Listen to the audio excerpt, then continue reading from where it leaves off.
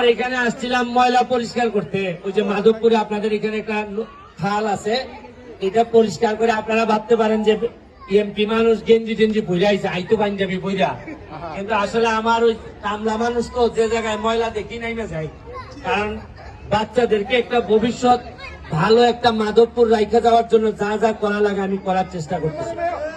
আমি যখন দেখলাম এইখানে অনেকগুলা বাচ্চা আছে, তখন আমার চিন্তা হইলো তাইলে তো এখানে প্রায় ছয়টা স্কুলে আমার গাড়ির পিছনে ফুটবল আছে, নিতাই না তোমরা? নিতাইনি ফুটবল? তাইলে তোমরা প্রতি স্কুলে 3টা করে যদি দেইতে কয়টা লাগে? 3টা ফুটবল করে কয়টা হয়? 18টা ফুটবল খালি লেগে ছেলেদের জন্য। আর মেয়েদের জন্য কি চাও? তোমরা তো আর ফুটবল খেলবে না, তোমরা কি চাও? আচ্ছা ঠিক আছে, বলা লাগবে না। আমি প্রতি স্কুলে 5,000 টাকা করে দিতেছি, মেয়েদেরকে যা যা কিনে দেওয়া দিবেন আপনারা, কারণ ছেলেদের চেয়ে মেয়েরা একটু বেশি পাক নাকি।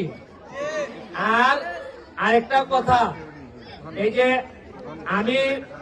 আমি ব্যারিস্টার হওয়ার কারণে, পড়াশোনা করে ব্যারিস্টার হওয়ার কারণে আজকে আপনারা আমারে ভোটে নির্বাচিত করেছেন। আমি আমার মা বাবাকে গর্বিত করছি, আমার মা আমাকে নিয়ে গর্ববোধ করেন, আমার বোনরা আমাকে নিয়ে গর্ববোধ করে, আমার ভাই আমাকে নিয়ে গর্ববোধ করে, আমার এলাকার মানুষ করে। আমি জানতে চাই যে তোমরা কি জজ ব্যারিস্টার হইতে চাও কিনা? হাত তুলে বলো, হইতে চাও কিনা? পড়াশোনা করবাই, জজ ব্যারিস্টার হবে? জজ ব্যারিস্টার হইলে কি ঘুষ খাইবাই? ঘুষ খাইবাইনি? দেখো সব বনাসি জমিরা ঘুষ খাইলে। তোমরা আমার কথা দিছো এবং কথার বিপরীতে আমি টাকা দিলাম, ফুটবল দিলাম, আর আরেকটা জিনিসের গ্যারান্টি দিলাম।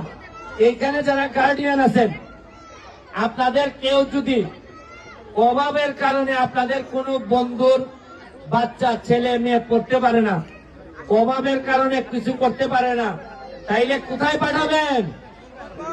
সুমন ভাইয়ের কাছে পাঠাবেন। আমি কিন্তু এমপি সাহেব না, আমি কি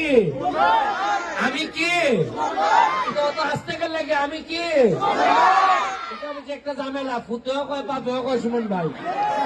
তাইলে আমি যা যা লাগে আমার দরজা খোলা আছে।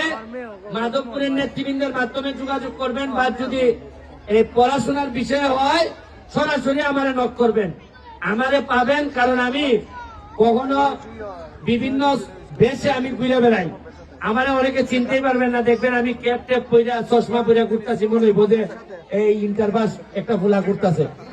আমি সবার সমস্যা কিছু না কিছু আমার কাছে চলে আসে। আর আমার একটা ফেসবুক পেজ আছে, ব্যারিস্টার সৈয়দ সাইদুল হক সুমন।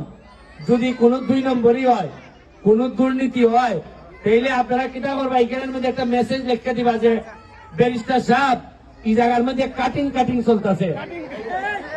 আর আমি কিটা করবো, আমি জায়গার থেকে বই হইলো শাটিং করে বিদায় দিলাম, তুমি আমার এলাকা। ঠিক আছে নি?